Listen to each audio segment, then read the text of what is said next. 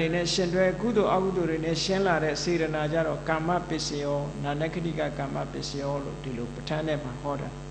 မြတ်စွာဘုရားဟောတာတွေကအားလုံးဟာအနှစ်ချုပ်ကြည့်တော့အခုပြောခဲ့တဲ့ဟာတွေပဲအကုန်လုံးတစ်ခုနဲ့တစ်ခုဆက်သွယ်ဖြစ်ပေါ်နေပုံတွေကိုပြောတာ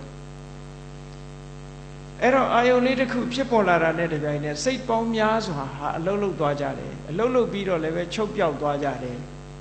တဦးနဲ့တဦးရောဆက်သွယ်မှုရှိရလားဆိုမရှိဘူးဒီသတ္တရဝိဇ္ဇာစိတ်ကလေးကသက္ကဝိညာဉ်စိတ်ပဲတွန်းပို့ခဲ့တာတယောက်နဲ့တယောက်တွေ့လားမတွေ့ဘူးလူလိုစဉ်းစားပြီးတော့ကြည့်ပေါ့ပိသတ္တရဝိဇ္ဇာစိတ်နဲ့သက္ကဝိညာဉ်စိတ်ကတွေ့ကြတာမဟုတ်ဘူးပိသတ္တရဝိဇ္ဇာစိတ်ချုပ်သွားမှသက္ကဝိညာဉ်စိတ်ပေါ်တာမြင်သိစိတ်ကလေးပေါ်တာမြင်သိစိတ်လေးချုပ်သွားမှလက်ခံတဲ့တံပလိဆိုင်စိတ်ပေါ်တာလက်ခံတဲ့စိတ်ချုပ်သွားမှတန်တိရဏဆိုတဲ့စုံစမ်းတဲ့စိတ်ကလေးပေါ်တာဆိုဟောစိတ်တွေဟာတစ်ခုပြီးမှတစ်ခုပေါ်တာလို့ဆိုတော့တကယ်စဉ်းစားကြည့်မယ်ဆိုလို့ရှိရင်တို့တွေဟာရှင်သန်နေတယ်လို့ပြောတာဟာစင်ဆက်မပြတ်ထပ်ဖြစ်နေတာကိုပြောနေတာတဲ့မသေးတာကိုပြောတာမဟုတ်ဘူးလူတွေဟာအသက်ရှင်နေတာစိတ်ကလေးတစ်ခုနဲ့အသက်ရှင်နေတာလူတိုင်းဟာယက်တည်နေတာစိတ်ကလေးတစ်ခုနဲ့ယက်တည်နေတာဘာနဲ့ဥပမာတူတော့ဆိုရင်ကတ္တရာလမ်းပေါ်မှာကားမောင်းသွားလို့ရှိရင်ဘိန်းအလုံးဟာကတ္တရာလမ်းနဲ့ထိနေတာမဟုတ်ဘူးဒီလက်တော်လောက်ရှိတဲ့ဘိန်းကလေးသာလည်းကတ္တရာလမ်းနဲ့ထိနေတာကျန်တာတွေကတခြားနေရာရောက်နေတာဟုတ်ကဲ့လားလေပတ်နေလို့သာအဲ့ဒါမျိုးလိုပဲလူရဲ့စိတ်တွေကစိတ်ကလေးတစ်ခုတည်းနဲ့ပဲအသက်ရှင်ကြတယ်ဒါကြောင့်မို့ဧကစိတ်တသမာယုတစိတ်ကလေးတစ်ခုတည်းအခိုက်အတန့်လေးတွေမှာလူတွေအသက်ရှင်နေကြတာဒါကိုပဲအသက်ရှင်တယ်လို့ပြောနေကြတာထပ်ပြီးတော့ဖြစ်နေလို့ရှိရင်အသက်ရှင်နေကြတယ်လူတွေမပြောနဲ့ကဘာပေါင်းမြောင်များစွာအသက်ရှင်နေဆိုတဲ့ပြမာတွေလည်းဒီနည်းပဲအဲ့တော့လောကကြီးက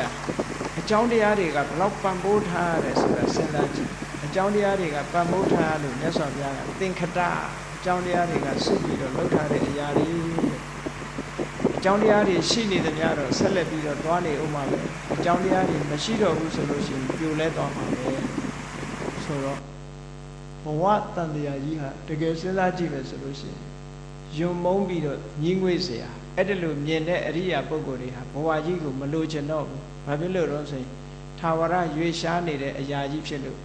ဘယ်အရာကိုမှငါလို့ပြောလို့မရဘူးခုနကရူပါယုံဆိုတဲ့အစင်းကလေးမျက်စိကမြင်ပြီးတော့မျက်စိတကားကနေပြီးလာထင်ဟပ်လို့မြင်လိုက်တဲ့အခါတကားဖွင့်ပေးတဲ့စိတ်ကလေးကိုငါလို့ပြောမှလားမြင်တဲ့သက္ကဝိညာဉ်စိတ်ကလေးကိုငါလို့ပြောမှလားလက်ခံတဲ့တံပလိဆိုင်လေးကိုငါလို့ပြောမှလားဆိုငါလို့ပြောစရာတခုမှမရှိဘူးသူတို့ကသူဖြစ်ပြီးပြတ်သွားကြပြီလေကိုပိုင်လိုက်တာရောတခုရှိရလားမရှိဘူးသူကသူသွားနေတာအဲ့ဒီသွားနေတာလေးကိုလိုက်ပြီးတော့လူတွေကပိုင်ဆိုင်နေကြတာတဲ့ဘာနဲ့အလားတရံတူလို့ဆိုရင်ဟုတ်လားတောကအင်းထဲမှာလာပြီးတော့တောပဲတွေလာချက်စားနေတာတွေကိုငါပဲလို့ထင်တယ်လို့ပဲအချိန်တန်တော့အကုန်ပဲတွေကတောထဲပြန်သွားကြမှာပဲနော်အကုန်လုံးငါဟာလို့ပြောစရာတခုမှမရှိဘူး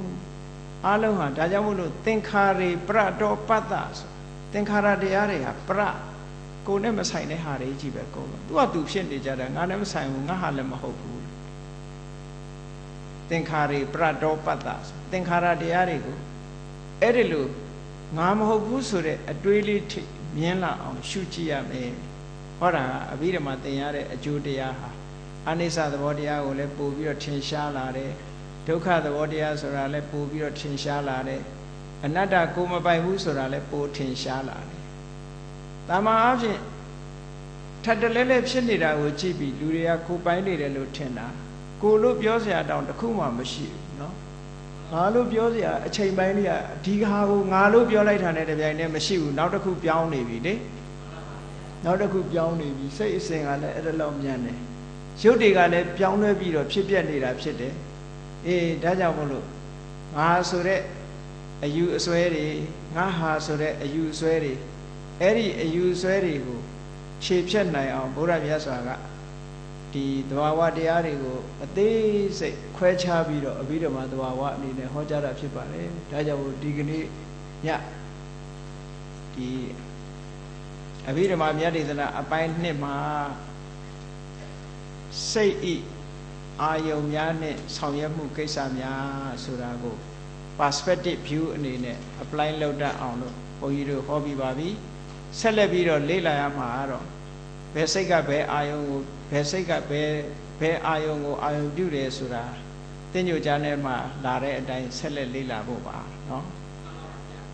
အဲ့ဒါကိုဆက်လက်လေ့လာရမယ်ပြီးတော့ဘယ်စိတ်ကဘယ်ကိစ္စကိုဆောင်ရွက်တယ်ဆိုတာလဲဆက်လက်လေ့လာကြရမှာဖြစ်ပါတယ်အခုကတော့အားလုံးကိုခြုံငုံပြီးတော့ apply လုပ်ပြီးတော့ပြောတာဖြစ်ပါတယ်ဒါကြောင့်မို့တရားချက်ခင်သူတော်စင်ပြိဿတ်တို့သည်မိမိတဏ္ဍာမှာဖြစ်ပေါ်ရရှိသောစိတ်ရဲ့အာယုံများထိုအာယုံများနဲ့ဆက်သွယ်ပြီးစိတ်ရဲ့လှုပ်ဆောင်ချက်များကိုသိရှိနားလည်သဘောပေါက်ကြပြီးလင်သင်္ခါရသဘာဝတရားတွေပေါ်မှာညီးငွေတဲ့စိတ်တွေဖြစ်ပေါ်လာပြီးနိဗ္ဗာန်ချမ်းသာဤကောင်းမြတ်တဲ့သဘောတွေကိုထင်သာမြင်သာရှိလာအောင်ကြင်ကြံကြိုးကုပ်အားထုတ်နိုင်ကြပါစေကုန်သတည်း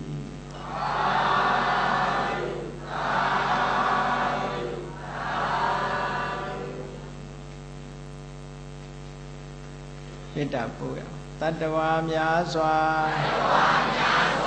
ဘေးရန်ကွာချမ်းသာကြပါစေမေတ္တာရေချမ်းသုံးငါဖြံငြိမ်းချမ်းကြပါစေသက်ရှိချမ်းပါစိတ်ချမ်းသာလူရဆန္ဒပြေပါစေ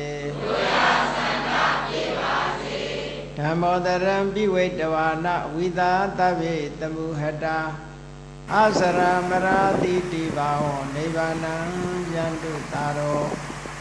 ဓမ္မောတရံလောဘဒေါသမောဟစိတ်တောကင်းပြောက်ကြည်တရားစေကိုပိဝိတဝါဝန္တာရွှင်ပြတောက်ကြရနာကြရကုန်သောကြောင့်ဝိသာသဗေပူဇာညေနောက်ကိလေသာစိတ်တောက်ဟူသည်များတို့သည်သမုဝတ္တပိဉ္စဝေတွင်ရေမတင်တဲ့ကဲ့သို့ကင်းစင်လွင်ပြောင်းပေမရောက်အောင်ပယ်ဖြောင်းအပ်ကုန်သည်ဟောတုစစ်စစ်မသွေဖြစ်ကြပါစေကုန်သတည်းအစရမရံအိုခြင်းလဲကွာနာခြင်းလဲကင်းသိခြင်းလဲရှင်းထသောတိတိဘောင်ကိလေသာဟုပုခတ်သိင်ကင်းငြိမ်းရာအစစ်ဖြစ်ပေထသောနိဗ္ဗာန်နိဗ္ဗာန်ဟုခေါ်အေးမြူတော်သို့သာရောတရားချစ်ခင်စိတ်ကောင်းဝိညာသူတော်စင်များတို့သည်ယန္တုပါရမီအဆင့်ဆင့်မြင့်နေမြင်၍မလင့်ပုံသေးဆက်ရောက်တော်မူကြပါစေကုန်သတည်း